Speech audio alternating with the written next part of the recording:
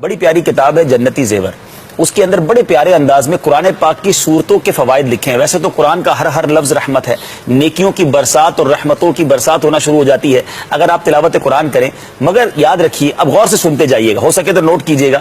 سورہ فاتحہ 100 مرتبہ پڑھ کر جو دعا مانگی جائے قبول ہوتی ہے. سورہ بقرہ سورہ فاتحہ کے بعد آئی. سورہ بقرہ کی تلاوت سے شیطان گھر سے بھاگ جاتا ہے. آیت الکرسی پڑھنے سے محتاجی دور ہوتی ہے. سورۃ الکہف کو ہمیشہ پڑھنے والا دجال کے فتنوں سے محفوظ رہے گا.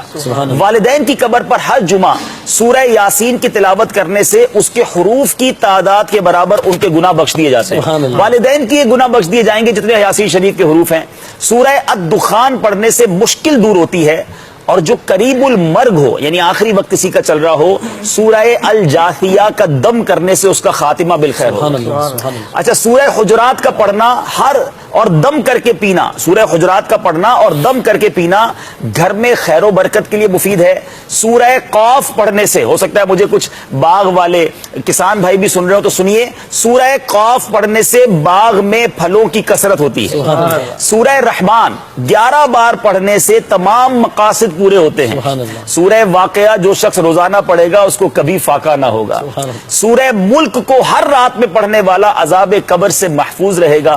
سورہ مزمل کو 11 بار پڑھنے سے ہر مشکل آسان ہو جاتی ہے. سورہ المدثر کو پڑھ کر حفظ قرآن کی دعا مانگنے سے قرآن کریم کا یاد کرنا آسان ہو جاتا ہے. اب جو حافظ ہو رہے ہیں یہ سورہ مدثر کو پڑھ کر حفظ قرآن کی دعا مانگے تو انشاءاللہ قرآن پاک پڑھنا آسان ہو جائے, یاد کرنا آسان ہو جائے گا. سورہ النازعات پڑھنے سے جاں کنی کی تکلیف نہیں ہوگی. سورہ الضحیٰ پڑھنے سے بھاگا ہوا آدمی واپس آ جائے گا. سورہ علم نشرہ کو جس مال پر پڑھ دیا جائے اس میں خوب برکت ہوگی.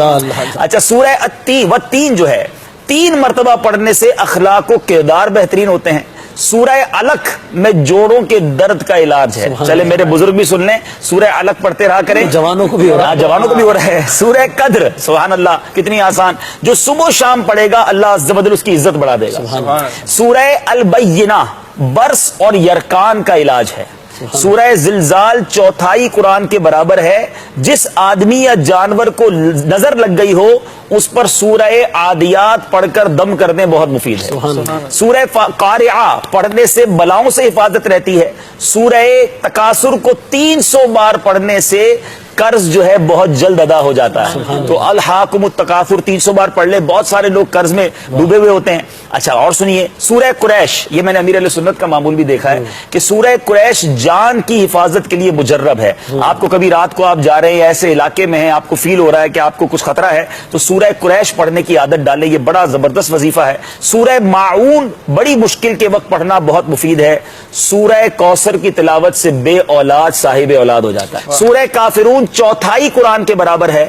سورہ اخلاص 1/3 قرآن کے برابر ہے اور اس کے بہت سے فضائل ہیں. اور سورہ فلق اور سورہ ناس سے جن و شیطان اور حاسدوں کے شر سے حفاظت رہتی ہے پورے قرآن کے. اچھا, اب میں آخری ایک اور بات بتا دیتا ہوں, اور بھی کوئی مشکل ہے نا, بڑا آسان وظیفہ آپ ابھی کر سکتے ہیں.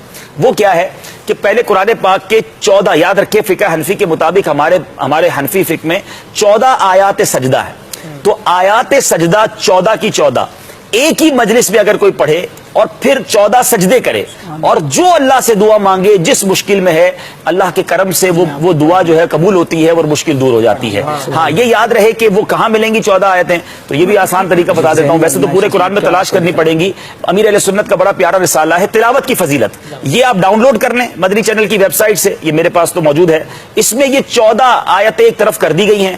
رسالہ کھول کے 14 آیتیں پڑھ لیں, 14 سجدے کر لیں اور پھر دعا مانگے. الحمدللہ میں نے بھی اس پر عمل کیا ہے اور یہ بڑا زبردست ویسی دل مطمئن ہو جاتا ہے. میں قرآن کے ذریعے دعا کر رہا ہوں.